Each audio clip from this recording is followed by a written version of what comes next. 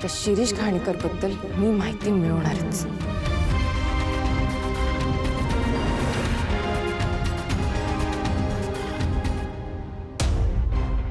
शिरीष घाणेकर, इथे तर 100 शिरीष घाणेकर आहेत। आता यातनं मला जो शिरीष घाणेकर हवाय तो कुठला आहे? काय करू मी आता, कसं शोधू? साहेबांकडनं मला त्याचं नाव कळलंय ना, मग आता त्याच्याबद्दलची माहिती सुद्धा मला साहेबच देतील। हा मॅडम बोला की। शुभू, कसे आहेत ते? चौकशी चालू आहे अजून। बरं ठीक आहे, तू घरी ये। काय झालं? मला तुझ्या साहेबांना भेटायला यायचंय म्हणून घरी ये, गाडी घेऊन। मॅडम मला साहेबांसोबत इथं थांबायला पाहिजे।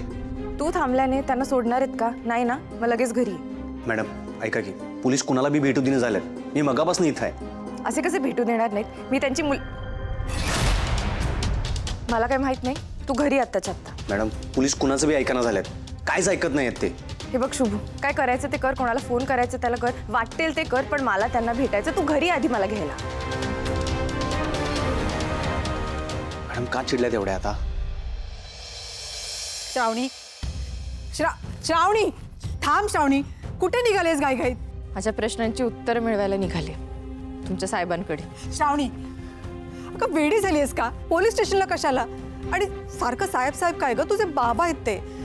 श्रावणी एवढा राग बरा नाही। बाबा नाही आहेत ते माझे काकू, आणि हे सत्य जरी तुम्ही लपवून ठेवलेलं असलं ना, तरी त्यांनी मला स्पष्ट सांगितलं की मी त्यांची मुलगी नाहीये, कोणीच नाहीये। आता जर मी त्यांची मुलगीच नाहीये तर कशाला त्यांचा राग सहन करू? हे बघ, मला जे प्रश्न पडले त्याची उत्तरं मला हवी आहेत। त्या साहेबांनी मला जे सत्य सांगितलंय ना, त्याच्या मुळाशी मी जाणारच। बस,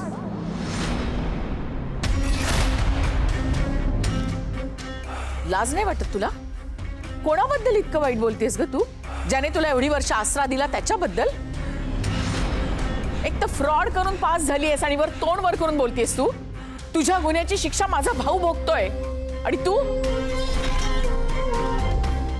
बरोबर आहे, शेवटी वळणाचं पाणी वळणालाच जाणार।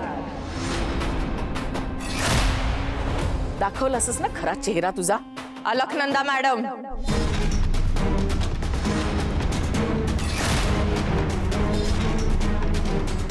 बस तोंड आवरा तुमचं। तू माझं नाव घेतलंस?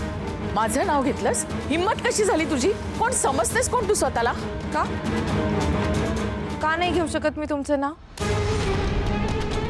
साहेब माझे बाबा होते, तोपर्यंतच तुम्ही माझ्या आत्या होत्या।